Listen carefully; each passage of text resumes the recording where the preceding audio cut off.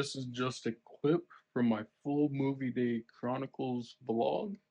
If you'd like to go watch the full thing, that is posted on the Findawg Rewinds channel. Or if you'd just like to watch this clip about this specific movie, then you can stay here. Well, guys, I just pulled up to Alamo Drafthouse. I'm about to go watch The Life of Chuck. Yeah, I was talking to ChatGPT as I was driving here, and somehow I missed it, but the If It Bleeds novella from Stephen King apparently has 4 stories, not 3. It has Harrigan's Phone, then it has The Life of Chuck, then it has the third one, which is the same as the title, If It Bleeds, and then it has a 4th story called Rat. I'm not sure what that one is. I haven't gotten to that one yet on Audible. I thought it was 3 stories. So I guess I'm not done with the book yet. But yeah, I'm about to go in here and watch Life of Chuck. I can't wait to watch this. I've been seeing images of Matthew Lillard and Ejiofor and Tom Hiddleston and Mark Hamill. And even the one of the girls from Ferris Bueller's Day Off. Like, I am very excited for this movie. I have been looking forward to this movie for quite a few months now, and yeah, I'm excited. It's here. It's finally here. So I'm going to go in here to watch Life of Chuck at Alamo Drafthouse, and I'll see you guys here in a minute to give you my review. Hello, everyone. Just got out of Alamo Drafthouse. Just got done watching the newest film adaptation based off of one of Stephen King's short stories called The Life of Chuck. It stars a lot of people, honestly. It stars the boy from Wonder, if you ever watched Wonder with Owen Wilson and Julia Roberts, I believe. You ever watched that movie? As the boy who plays their son in that. I believe that's him. If I'm mistaken, that's totally on me. But I believe that's the same kid. Like the boy who's playing the younger version of Tom Hiddleston. I believe that is the same kid as the kid in Wonder. But if I'm mistaken, I'll accept that.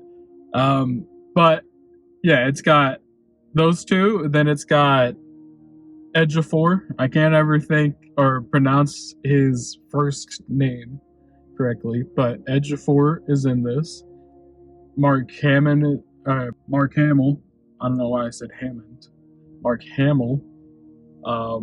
Mark Hamill plays the grandpa, and then there's also Karen Gillan,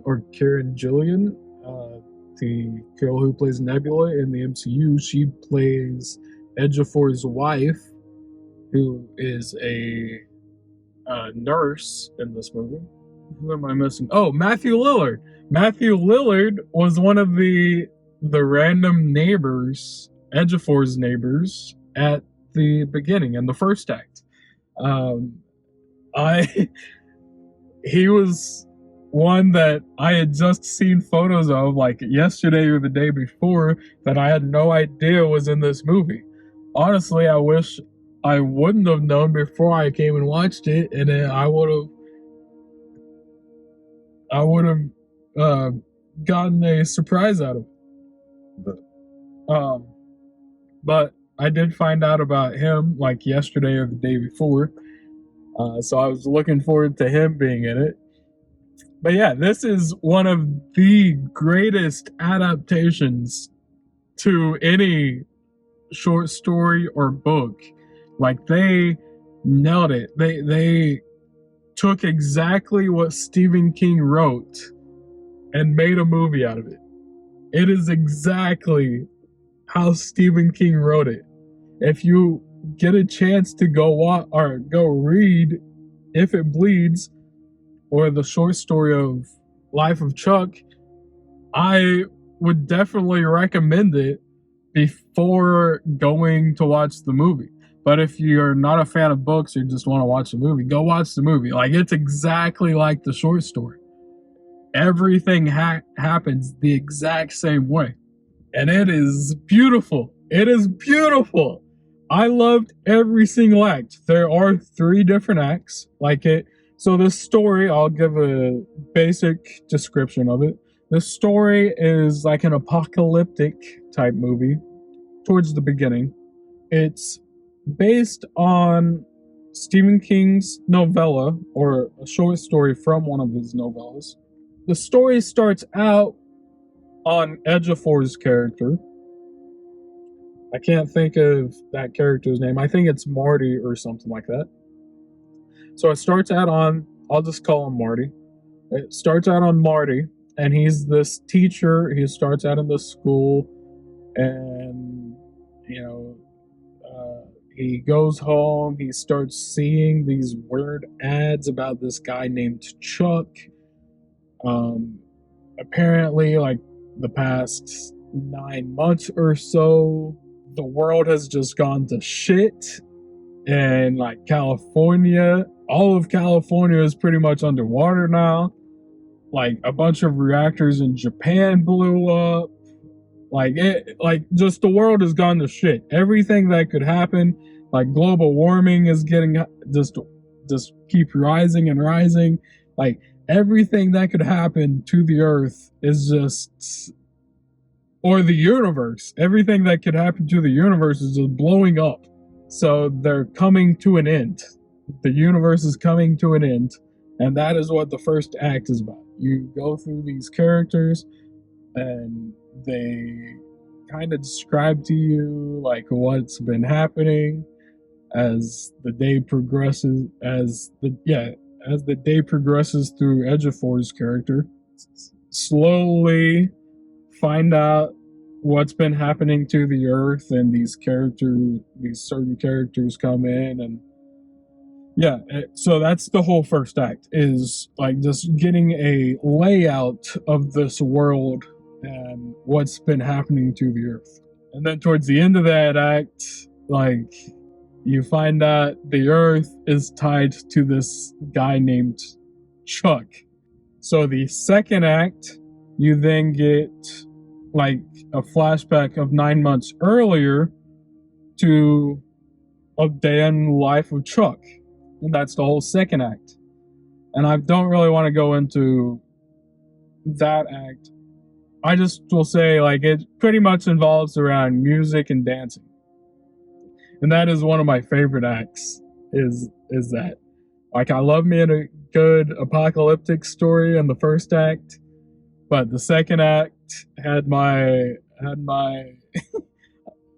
face grinning. I was grinning the whole time. My heart was pumping the whole time. I was loving every single moment of Tom Hiddleston breakdancing. And then we move on to the third act, and it jumps into the childhood story of Chuck. So this whole movie, you're kind of following along with this guy Chuck. Well, the first act is not really. You don't get to him until the second act. But in the first act, you find out what's going on with the universe and the world that then you find out evolves around Chuck. Like, he's kind of the main character. He's kind of the Loki of this universe. He is like, what is that MCU term? He is the anchor point to this universe. He would be like the Logan to the X-Men universe, or Loki to our MCU. No, he is the main character. And so it involves around this man, and you see his life backwards. You see him dying at the beginning, then you get 9 months ahead, early, or 9 months earlier. Then you get his childhood. That is what this whole movie is about. It is brilliant. It is beautiful. It is just everything. It is deep diving into how we affect not only our own personal lives, but the entire universe. Like, we have been poisoning Earth. We have been poisoning our universe. One of these years, one of these days, it will all come to an end. It will all come to an end, and we will have to deal with the fact that we have been poisoning our fucking home. We have been poisoning our planet. And this whole movie deals with that. It is beautiful. I love it. I love every moment of this movie. And the casting, the writing, the directing, the camera work, everything just fucking works. It is brilliant. It is a brilliant piece of art that is trying to warn us and show us what can happen if we don't start taking care of our planet. Yeah, that's all I've got to say about this movie right now. I can't really express how I'm feeling other than other than what I've already said. Like, you can, yeah, I just love this movie. It is a brilliant piece of work, and I am now just going to go head to the AMC and get ready to watch The Materialist, which is a rom-com with Pedro Pascal, Chris Evans, and Dakota Johnson. So I'm going to go get ready to watch that movie now, and then at 7 I will go watch the live action How to Train Your Dragon in IMAX. Spoiler warning. This last half of the review, where I go deep dive into all 3 films that I watched on Monday, will be a spoiler review. So if you have not watched any of these films yet, pause this review or stop this review at this point.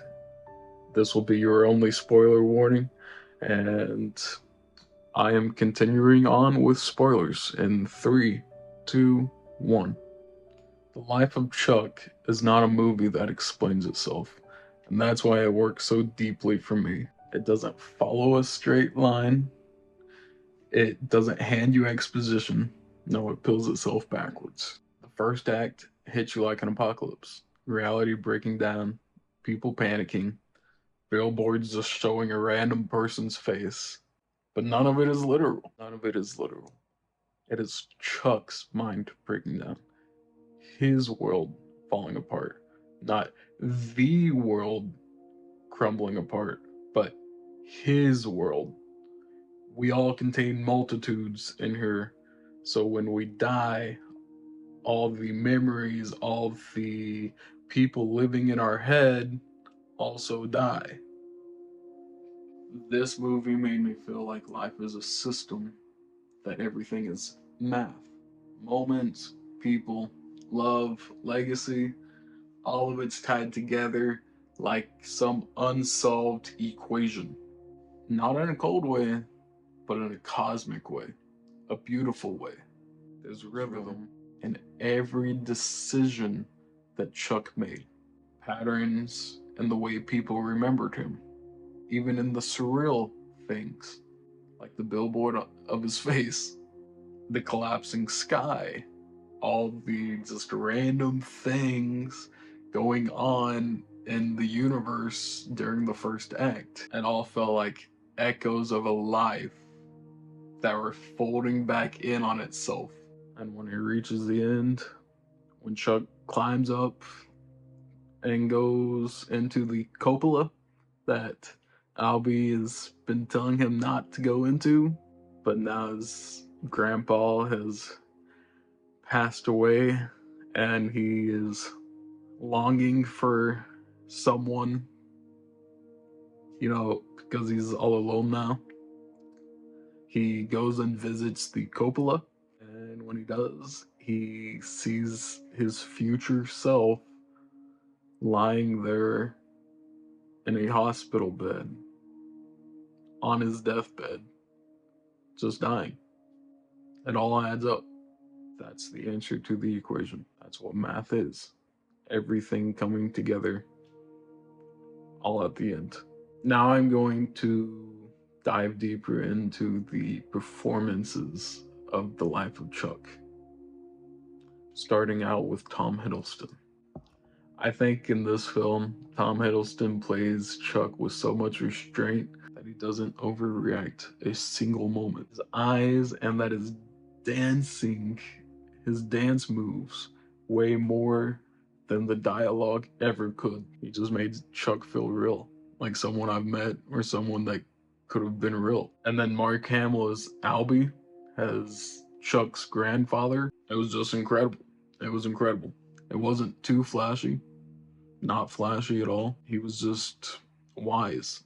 Every word just stuck, especially his dialogue about math being everything. Like, I'm going to be thinking about that for months, possibly years. And then Jacob Tremblay as young Chuck. I think he played probably the most honest, most vulnerable, even the most tragic kid in a way that only a kid doesn't understand death yet.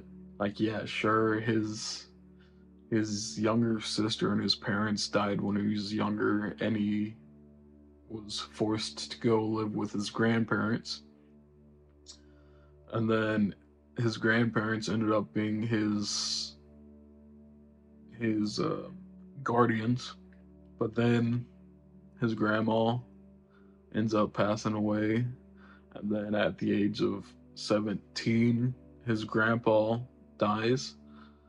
And so then he's left with no one really. I think his other grandparents came and lived with him until he moved off to college for those few months. But yeah, he was left with really no one that he had grown up with or knew.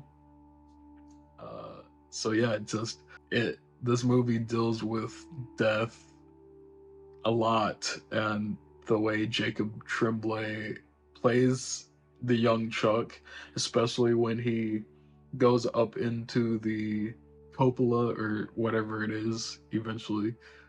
Like, yeah, I just loved Jacob Tremblay as young Chuck. He was phenomenal, especially paired up with Mark Hamill as his grandfather. It was just astonishing work from all three of those performers. Tom Hiddleston, Mark Hamill, and Justin Tremblay. Or not Justin, Jacob Tremblay. But yeah, I loved all three of those actors in this movie. And even the supporting roles, all the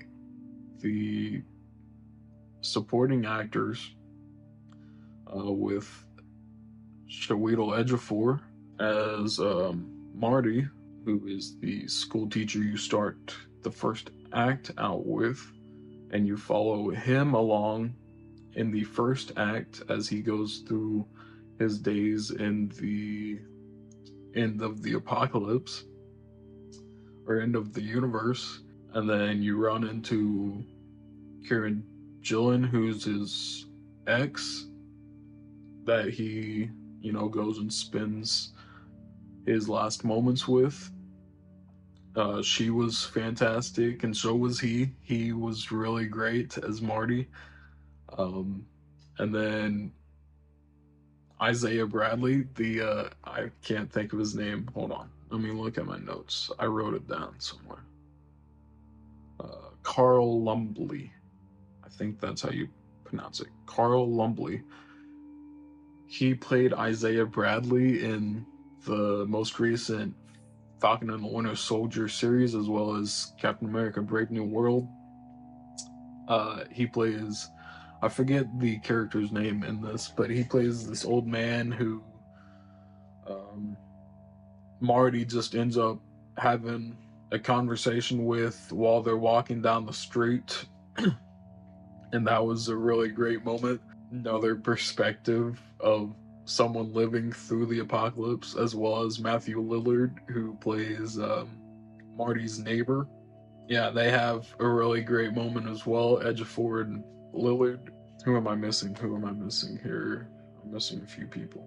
David Dastmalchian shows up at the beginning as one of the parents of the students that Marty teaches at the beginning. That's the first kind of dialogue you get about what's been going on with the apocalypse, and David Dastmalchian brings up that like the internet's crashed and there's no longer Pornhub, and yeah, they have a little joke about that. And then let's see, there's also Mia Sarah, who you may know from Ferris Bueller's Day Off. She plays Chuck's grandmother in this, which is phenomenal. And then yeah, you get to see her dancing around with young Chuck in the kitchen, and that's where Chuck learns all his dance moves is from his grandmother. And then you also get Kate Siegel as the teacher of Chuck when he's younger, and she's the person that tells him about the multitudes thing, that you contain multitudes in your brain here. Like between my two fingers, there are hundreds of lives and peoples living up here. Or yeah, people living up here. In my own mind, we contain multitudes. That's where that line comes from, is Kate Siegel. And yeah, I loved all the performances, all of the guest stars. Oh, and there's also Harvey Gillian, I think is how you pronounce his name. You may know him from the most recent Companion movie. That's the name of that movie, where some dude is dating a robot. That's that movie that came out during Valentine's Day this past year. So yeah, he was also one of the characters in this. Yeah, it was a phenomenal movie. I loved it all. I loved it all. All the performances were just phenomenal in this movie. I loved every single guest appearance or just main cast member of this movie. It was phenomenal. It was all phenomenal. Yeah, like I said, like the side characters, the doctors, the relatives, the strangers on the street, like I can't think of his name. I keep forgetting his name, but Isaiah Bradley, and just strangers on the street. Like they all just feel like friends. They all just feel like they're from a small hometown that everyone knows everyone, and it's lovely. I enjoyed the entire cast of Life of Chuck. But now let's move on to the director and the visual aesthetics of the film. Mike Flanagan is the director of this film. He also adapted Doctor Sleep, I believe, which I never watched. I need to go back and watch that. But he also directed Gerald's Game, which is that Netflix Stephen King movie. And I started watching that one, I believe, but never finished it. And yeah, I don't have Netflix now, so probably never gonna finish it. What was I gonna say? Oh, Mike Flanagan, I think, also directed the Haunting of Hill House and Haunting of Bly Manor series for Netflix, and I did watch both of those completely. Watched both of those, and loved every single moment of those. Like that was one of the greatest horror series I've. Both of them are like the greatest horror series I've seen. I don't really watch much horror movies and stuff, but Mike Flanagan is one that, you know, I will give a chance to. If he's adapting a Stephen King or like any horror thing, like I'll give him a chance. I need to start watching more horror things for my Rewinds channel, which this is now going up on. This will be the very first video on my Rewinds channel. But yeah, when I start posting more on this movie reactions channel, I'm going to start reacting to more horror movies. So I may watch Dr. Sleep for the first time on there. Mike Flanagan just going through all of Stephen King's novels and adapting whatever he likes. And this being the third one, or the next one. I was all for it. Once I found out that Tom Hiddleston was playing Chuck and that Mike Flanagan was directing the movie, I was like, hell yeah, I'll give that a shot. I know this isn't a horror movie, but it's like still like spiritual, still kind of like magical in a way. I'm loving the direction that Mike Flanagan is headed, just adapting all of Stephen King's stuff that he loves, and I'm all for it. Just keep going and supporting both Stephen King and Mike Flanagan. I love them both. I love everything that they've put out and done, and I'm all for it. And the visual aesthetics of this movie, the not just feeling like a fantasy, but like living in grief, living in the sadness, and just dealing with death, and like living your life to the fullest. I just loved the theme and the tone of this movie. It was everything I was hoping for after reading the Stephen King novella. And I'm just looking forward to more Mike Flanagan Stephen King movies. I guess I'll give my final thoughts here now. Oh, before I do that, I do want to touch on the music and score of The Life of Chuck real quick, because the music isn't intrusive. It's also like math. Like, it's very tight, measured, emotional without pushing too much, and it lets you just, breathe it in and let you feel your own feelings instead of manufacturing them for you. Well, the music just feels perfect for this film. But with that, I'm going to give my final thoughts on The Life of Chuck now. This was probably the most emotional and the most influential movie I watched that day, or this past Monday. Not because it told me what to feel or how to feel, but it let me figure it out on my own, and it let me just live in this other man's life for however long the movie was. It says something that few movies ever say, and it taught me that life isn't about the big things. It's about the small things, the small moments, the quiet kindness, the conversations that no one will ever see, the legacy that no one will ever see. But it all still matters. It all matters. And most importantly, it left me thinking about my own math, what I'm building here, and what will survive me after I'm gone.